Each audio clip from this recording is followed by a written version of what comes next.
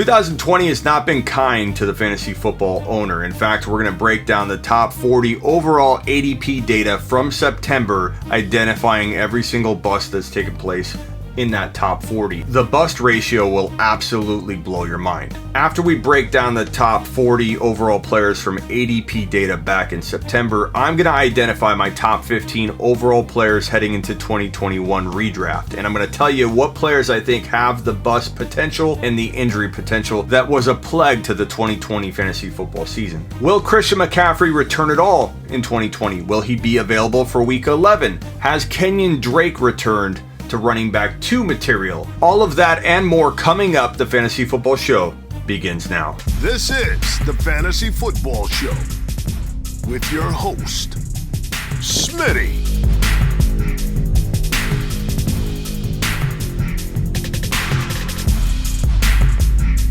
Top 5 running back. You're watching the Fantasy Football Show. I'm Smitty. Take a lap. No updates for Christian McCaffrey other than he was declared inactive, and Roto World had a piece saying that there's some optimism that he could play week 11, but there's no source for it. We don't know what the hell is going on, and he sought a second opinion, and that oftentimes indicates there's a bigger problem going on, because you typically don't seek a second opinion on playing one game, or if you get positive news. Second opinions usually, not always, usually lead to some bigger problem that the player or team is trying to see if maybe another doctor is okay with him playing or sees it a different way. So I don't know what the second opinion was all about, because now you don't hear much about his shoulder. Now there's no buzz or chatter that he could be shut down for the year, and that buzz and chatter existed when he was seeking that second opinion. We don't know. We're all speculating. If you own him, your trade deadline most likely passed anyway. If you still have a trade deadline approaching, some people do have that trade deadline at week 11, not week 10. I don't think I have a knee-jerk reaction and sell him. Most likely you got Mike Davis, because you follow the show. You knew to drop every fab dollar you had on Mike Davis, and I think you kind of ride that wave out. Do you poke around and try and get McCaffrey on the cheap if your league still allows trading? Maybe you use this news to your advantage and you take a little gamble. One little piece of information to keep in mind: the Carolina Panthers have a bye week in week 13. They could very well hold McCaffrey out if they have any concern at all, and bring him back after the week 13 bye. Keep that in mind. Let's break down week 10 really quickly. Kareem Hunt, Nick Chubb, both doing really well, both getting 19 carries. And like I said before this game kicked off, Kareem Hunt does better when Nick Chubb is in the lineup. Both of them have running back 1 appeal when they're both in the lineup. Both could punch in a touchdown on any given Sunday, but I think that both are looking very likely for about 80 to 100 total yards each game. Dial both up as elite running back 2s, maybe low-end running back 1s going forward. It's really tough to predict this situation going forward into 2021. Will it be the exact same? Will one running back take over? Will they trade Kareem Hunt? We don't really know what's going to happen for the future, but for week 11 on, we know that both of these guys can deliver. DAndre Swift having quite a game in week 10, 16 totes for 81 and pulling in 5 receptions for 61 and a touchdown. I think it's pretty safe to say he's going to be up and down. He broke out many weeks ago, then went flat for a while. Now he bounces back. I think it's safe to say he could be up and down the rest of the year. But he has secured himself low-end running back 2 value heading into the remaining weeks. We'll see if he holds on to that kind of value. DJ Moore has been one of my favorite go-get players before the trade deadline passed for so many of you. If it hasn't, if you could still trade, go after DJ Moore. He probably will be hard to get at this point, but 96 yards and a touchdown. The quarterback situation concerns me a lot in Carolina, so that's why he is up and down, but I still really like DJ Moore at a wide receiver 3 type value range, because it builds in any risk you might be worried about. Here are your Tampa Bay Buccaneer players. Tom Brady, 341, 3 touchdowns through the air, 1 running. Ronald Jones, 23 totes for 192 and a touchdown. He did that after he fumbled the ball. He got very lucky. Fantasy owners got very lucky that they kept running him, but he had a phenomenal game. But will he be like Swift, where he goes up and down to extreme degrees? Maybe, probably. But like Swift, he did prove that I think he has at least low-end running back 2 consideration or high-end flex value going forward until he proves us wrong. Antonio Brown, 7 of 8 for 69. He can do better than that. He probably will, but he could be up and down because there's so many weapons here. I mean, look at your screen. They all kind of ate though. Evans, 77 yards and a touchdown. Stop discounting Mike Evans. I keep seeing it in the comments over and over. Mike Evans, Smitty, should I bench him? I heard it over and over all week long. All the guy does is score touchdowns. Is that not good enough for you? Gronk, 51 and a touchdown. Chris Godwin, 6 receptions for 92 yards. All these guys are going to probably eat. They might rotate a little bit on the touchdowns, but I think that Tom Brady will be able to force feed all of them enough work going forward. And if you own Godwin and Evans, or AB and Godwin, or AB and Evans, and you typically do, a lot of people that own AB own one of the other wide receivers, probably because you're on top of this whole situation when you started to hear that AB might be going to Tampa Bay. You wanted to get a jump on that, so you picked up AB. It's smart. So a lot of you that have AB have one of these guys. The problem is, do you play AB? Do you play Godwin? Do you play Evans? I think if you own Evans and AB, or Godwin and AB, you have to start Evans or Godwin over Antonio Brown. You could roll with both of them. I did in a league this week, and I'm not hurting that bad. But typically on Sundays, everybody here is going to have a full meal. I wish they would feed Antonio Gibson more rushes. 13 times, 45 yards, 2 touchdowns. The guy produces whenever they give him the football. Start giving him the football. McLaurin, 95 yards. You know he's going to continue to do well moving forward because change your quarterback, get McLaurin playing like a wide receiver 1. It's pretty simple. Let's keep it going. McKissic, 27 yards and a touchdown. He also pulled in 7 receptions for 43 yards. PPR monster. JP, 1 TD, 66 yards for Adams. He did get hurt. He did come back into the game. Adams plays aggressive football.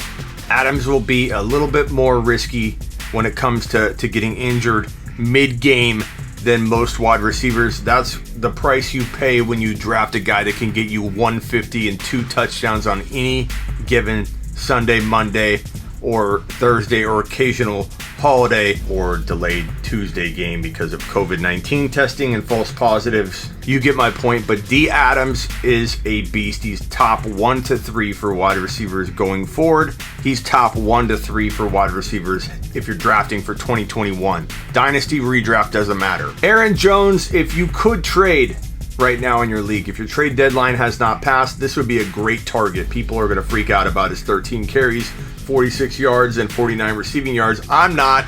I like Aaron Jones. He's not in my top 3 or 4 going forward, but he's borderline 5 to 7 overall if I'm ranking moving forward for weeks 11 through 16. I said stay away. I didn't mind trading for him heading into your trade deadline because you probably got what you paid for here.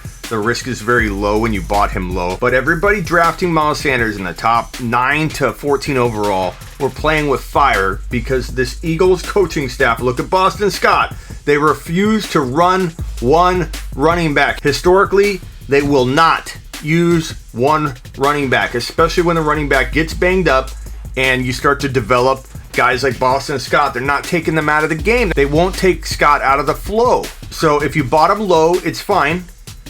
He's a running back 2. He's capable of 100 yards and a touchdown any given week, but he could definitely drop, an 8-point game, a 5-point game, not get those touchdowns at the goal line in some games. It's going to happen. They don't run one running back. What else can I tell you? I get tired of all the negativity around this guy. I'm surprised that people will rip on him. I think it's because they didn't pick him up. It's some kind of regret-driven thing where if you didn't pick up James Robinson, you just want to bash on him. You want to say he's going to fail. You want to predict he finally falls off. So you can sleep at night because you dropped the ball and didn't pick him up when we said to pick him up. It's a phenomenon. When you doubt somebody because you want to make yourself feel better about missing the boat. 23 totes, 109. I'd like to see him get more receptions, but this is a second round player in 2021 drafts. Will there be risk at 12 to 18 overall value in 2021 drafts? No doubt, but the upside's there. A lot of fantasy implications with all of these guys here. Drake had 16 carries for 100 yards, looked really good, could have easily had a touchdown. Have faith in Drake. If you own him, don't give up on him. He could be a running back 2 going forward. Yes, he's disappointing. Yes, getting hurt sucked. Having a slow start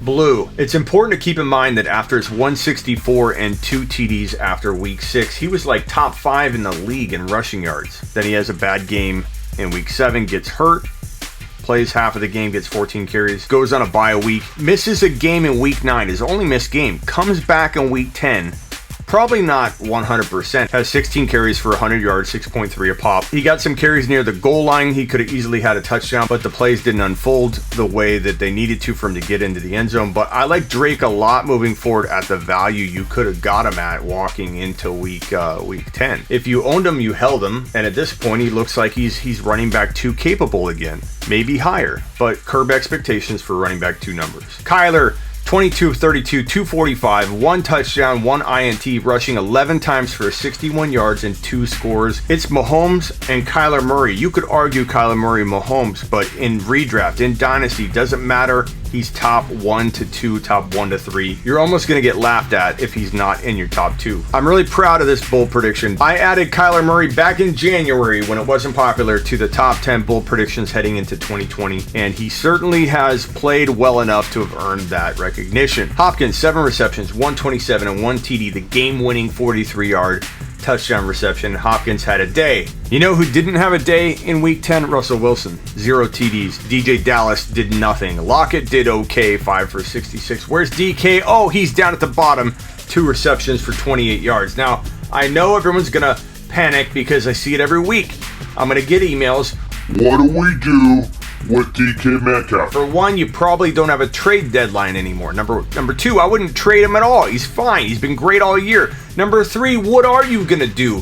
Why ask me that question? Are you going to really bench DK Metcalf, a guy who's been tearing it up for you all year long? I don't want to hear the what do we do with DK Metcalf. What do we do with DK Metcalf? We start DK Metcalf and we thank him every time he goes on the field for what he does for us. Now let's break down ADP data, average draft position data from September heading into week 1 and take a look at how many players busted inside the top 40 overall. I warn you, it is shockingly bad. We knew that the COVID-19 this offseason would be crazy and lead to a whole bunch of injuries, but I did not expect it to look this bad looking back. Here are the top 21 out of the 40. We'll look at these guys first. Let me start off by saying that I know a lot of you are going to get upset and say, hey, he didn't bust. Hey, he got hurt. Hey, he's done okay. There are going to be a lot of defensive comments, and I want you to hold back and just let me give you my definition. If yours is different, feel free to comment below. Feel free to voice your opinion. It's okay. We're all going to have different opinions on this, so don't take offense to this. Don't get defensive over your player that you own. McCaffrey, bust. There's 1. Elliott, I'm sorry. Whether he's playing or not, whether he can do well going forward, doesn't matter. He's completely busted on people that were expecting him to deliver the value that you invested. The return on investment is nowhere near number 2 overall, not even close. Again, it could change moving forward. Doesn't matter. I'm evaluating it right now coming out of week 10. Barkley, I don't care if he got hurt. He busted on you. The top 3 overall players in 2020 ADP data have busted completely. 2 of them aren't even playing right now. Derrick Henry, there's our first good pick in hindsight. Good job, Derrick Henry. Dalvin Cook, the number 1 overall player right now. So number 4 and 5 are money. Mike Thomas, there's number 4. Davante Adams, Alvin Kamara, those guys are money. Nick Chubb, I don't care if Nick Chubb could come back on a tear. He's failed you all year long because he got hurt. That's 5. 5 out of the top 9 players from 2020 September ADP data have been absolute busts. You've lost your league or you've had a hell of a time trying to get a playoff seed. Tyreek Hill has been great. Joe Mixon, bust. Josh Jacobs, I wouldn't call him a bust. I think he's doing well enough, but he's definitely disappointed a little bit, but I wouldn't put him in the category of being a bust. So with Joe Mixon, that's still 6 busts out of the top 12. We're at a 50% bust rate. Julio Jones has been really good. Aaron Jones, I mean, he's been hurt, but he's good. Clyde, I'm being honest here. So far, Clyde has busted. That's 7. Patrick Mahomes has been money. Lamar Jackson, that's 8. I don't care how we feel about Lamar moving forward. That's 8 total players out of the top 17 that have busted on us. Hopkins has been money. Kelce's been good. Godwin is a bust so far. Could he turn it around? Yes, but weeks 1 through 10, Godwin has failed you tremendously. 10. Number 10, Kenyan Drake.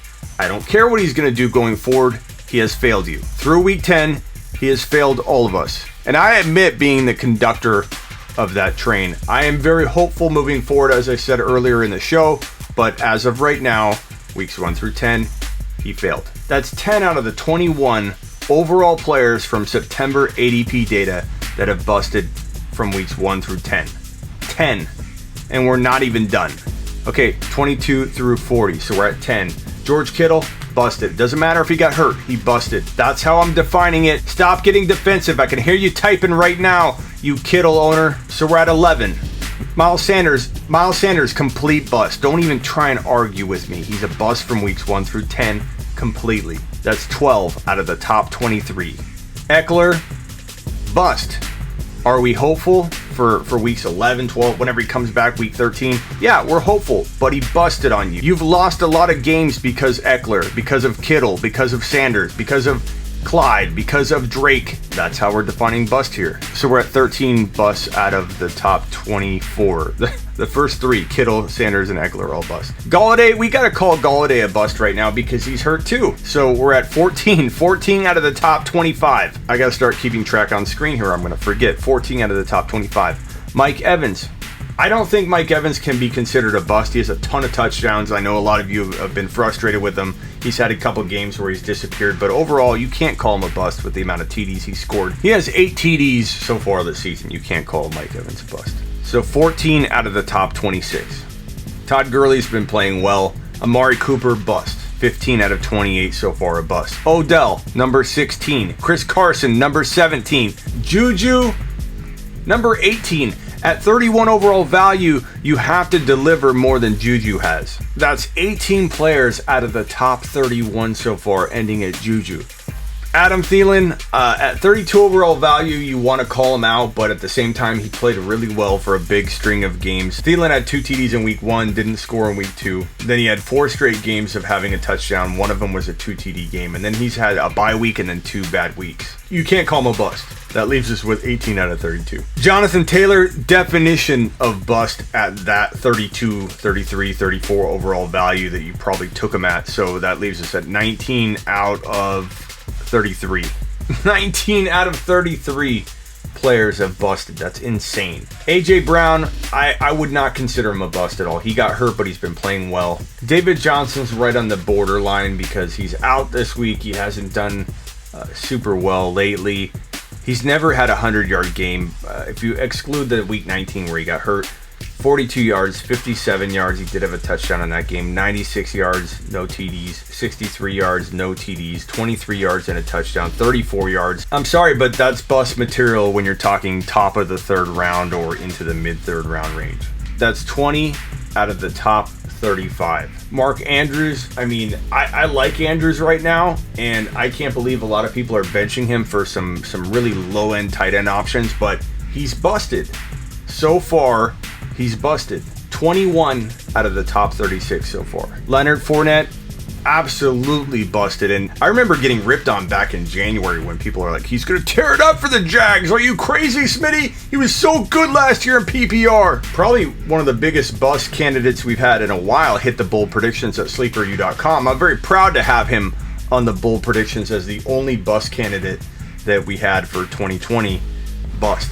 A-Rob doing well. Cooper Kupp, I mean, you could argue he's not a bust, but at the same time, he's had 2 100-yard games and he has the 2 TDs, but that's not what you call 39 overall value. In some cases, people take him at 34, 35. I think you could make a case either way, but I'm going to put him in the bust category. And I know some of you might then flip it and say, hey, well, then AJ Brown's got to be a bust. And I'm okay with any of those arguments. You're not going to get me or throw me off by saying, well, if you're going to put Kupp in here, you got to put AJ Brown in the bust category. That's fine. It's very arguable and subjective here. So 23 out of 39 so far, and Deshaun Watson has not busted, so we can round this out at 23 out of 40. 23 out of 40 players were busts in 2020 based on the ADP data from September walking into week 1. That's 23 divided by 40, 57% bust rate. And, you know, we could have stopped it at a certain range when it was a higher percentage, but I wanted to go through it. Honestly, through the top 40, 57% bust rate, or round up to a 58. That is a crazy, insane bust rate to go from not just the top 10. We've had years where you look at the top 10 and it had that kind of bust rate. We're talking about going 40 players deep, which is an insane amount of players to look at, and get a 57% bust rate. Okay, so here's my big board for 2021 redraft. This is not Dynasty, it's redraft. And I'm going to go over the ranking and then tell you what I feel uncomfortable about in my own rankings, because if we're being honest, there's risk involved in a lot of players that sometimes we overlook. We can verbalize it. We can maybe even talk ourselves out of something in the midst of doing the ranking. That's human nature. We're human beings, us so-called experts, and I'm going to walk you through my thinking. And this is very, very different every time I do it. I did this ranking 15 minutes ago, just kind of seeing where I had him ranked. This ranking's different than my ranking 15 minutes ago. Christian McCaffrey is the 1.1 for me. Once he's back, I mean, he proved coming back the week before last that he was a beast right away, right out of the gate. He's like 100 total yards and a touchdown lock. Now, do I worry about usage over being overworked? That might be why he broke down. A lot of people are kind of arguing and debating that right now. Doesn't matter. He's still 1.1 in my opinion. Now, Kamara has made a case for being 1.1. He's definitely made a case for being the 1.2. He was great in week 10. Dalvin Cook is just as impressive. I wouldn't be opposed to swapping Cook at 1.1. I wouldn't be opposed to putting Kamara at 1.1. You can basically interchange these three guys, and I have no problem with that whatsoever. So don't waste time trying to argue how Cook needs to be one. I'm agreeing with you already before you even drop that comment that these three are all very arguable. Now, I wouldn't call this a tier break, but I'd say this is the first stage in the rankings where I don't have a guy kind of bouncing around the 1 to 3. He's locked in at number 4, and that's Derrick Henry. I think you could make these two interchangeable. I think Elliott's going to have a better offense next year once Dak gets back or they figure out that situation. So Elliott will rebound this year. I don't know if Elliott's completely lost. We'll see if he can bounce back in weeks 11 through 16. But for right now, I'm not letting it affect my 2021 outlook too much. I did drop him a little bit, but I think Henry just looks so good right now, and he's going to have such a strong finish to the 2020 season with a great schedule that he's going to walk in as the potential, 3-4. Barkley, I know everyone's going to be down on him right now. Usually when a player has a big injury like Barkley, the interest falls off for a bit, then they see him get healthy. Right now, the injury's fresh in everyone's minds. Everyone's letting it affect their ranking, but he will climb back into the 6 to 8, 6 to 9 overall range for redraft. Don't worry. I wouldn't be opposed to ranking MT, Adams, and Hopkins all above Barkley if you wanted to. That would not, I would not disagree with that at all. So if you wanted to move Barkley around it, these are all arguable. Tyreek Hill, Aaron Jones, Ridley, DK, J-Rob, all of these guys could be debated at 10. And you can even throw Julio in. You could throw a bunch of guys in like A.J. Brown. You could put Mahomes, Clyde Edwards-Helaire. You could put Nick Chubb. Where is Nick Chubb here? What about Kareem Hunt? Julio. What about Mahomes? What about Diggs?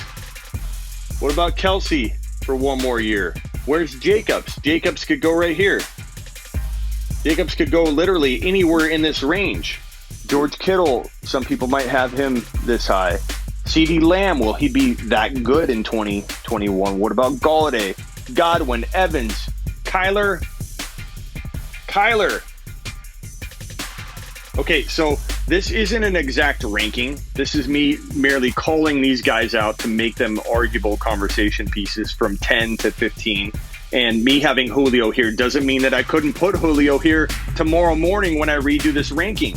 But in looking at this, the biggest risks heading into 2021, in my opinion, you got a big risk in Barkley. So if you were to draft today and put Barkley there, that is a huge risk. There's a lot of injury risk waiting for you there. Chubb, situational risk. J-Rob, a one-year wonder type risk. DK, is he for real? I think he is, but there's risk there. Ridley, can he stay healthy? Aaron Jones, there's health concerns. With Adams, there's also health concerns. He could be the number 1 wide receiver, but miss 5 games a year. Hopkins seems pretty safe there. Henry is a big dude hitting the ground over and over and over. Injury awaits him potentially maybe in 2021 or at least 2022. He could start missing games. Cook has been proven to be an injury risk. Now CMC's an injury risk. Even though he did get hurt in 2019, I feel like the first player that screams safety on this entire list is Alvin Kamara. The one guy out of all the players grouped right here that feel the least risky. Zeke has a lot of situational risk. Again, injury risk with Cook and Henry. CMC now And I just feel like the safest guy of this group is Kamara. Now, what's that do to my ranking? Do I move Kamara to 1.1 because I'm feeling he's a lot more secure, a lot less risky? We're going to go over that in the offseason. And on December 1, I'm dropping a new tool, a new feature where we can run these guys through a bust and risk analysis algorithm type chart. And it's going to allow us to know where everybody falls. And it's going to allow even myself to run a player through and get a feeling for where I really see the risk levels and how I think that player could be affected by those risks and all those things. They could take the player out. What's beautiful about this process is that it lets me be honest with my rankings, and then it calls me out in my own system might catch anything that I'm missing based on my rankings. So we're going to break that down. Get ready for it in December. I feel like Hopkins could be one of the safer picks in the 6 to 10 range. Injury risk, I worry about injury with him now. DK, I feel like DK is somewhat safer than some of the players here because he hasn't got hurt yet. We've only seen 1 year of him playing at the level he's been playing. He could be an injury risk. J-Rob, we just don't know if he's that 1 year wonder guy. Chubb injury. Julio's getting older. Mahomes, I know he got hurt in 2019, but I'm going to circle him as being one of the safer players on this board. He still has some injury risk with his shoulder and just situational risk. Kyler runs a lot. I would say Kyler would almost be a guy I would circle. I'll put a dotted circle around him, but because he runs, he is an injury risk. So I'm actually going to wipe that out. Diggs has been inconsistent in the past, but now he has a secure passer throwing him the football. Kelce's getting older. Looking at this entire list full of about 20 or so players, I've only circled 3 names that feel ultra safe given the investment, given the upside, given the risk. And this is what my formula is going to break down. And we're going to have a whole lot more of this in December. So get ready. December 1, it drops. December 1, it's all going to kick off. 2021 redraft, 2021 dynasty content, all kinds of crazy new ways to approach fantasy football, preparing for COVID-like situations, evaluating risk differently. It all kicks off. The rookie content January 1. Get ready for it. No one hits fantasy football harder than I do anyway, but December 1, I'm going to double down on pretty much everything I'm doing. You're going to get more content than you can probably handle. HeySmitty.com is where you can order a phone call from me. Smitty1.com is how you can always find the show very quickly, but make sure you subscribe if you're new and hit that like and comment below. I respond to most all of my early comments, so if you want to get direct access, that's the best way. And go to my YouTube homepage, click the join button and become an exclusive member. You can cancel anytime, but you get exclusive videos. You get to jump on 2 Zoom calls with me and a small group of people after the Monday night game and after the Thursday night game every single week. So 2 Zoom calls, exclusive videos, a Discord, a private Discord channel, a whole bunch of stuff that's going to be coming that I'm just going to add to that product. So get joined up now and become a part of the YouTube exclusive membership. And if you'd rather join through Patreon, you can go to patreon.com/The Fantasy Football Show. Same product, you get the same stuff. Subscribe, follow, tell your friends, tell your grandma, and watch episode 3 of The Fantasy Football Intern and share the dang link. We need more people to view this show. Get on it. This is The Fantasy Football Show with your host, Smitty.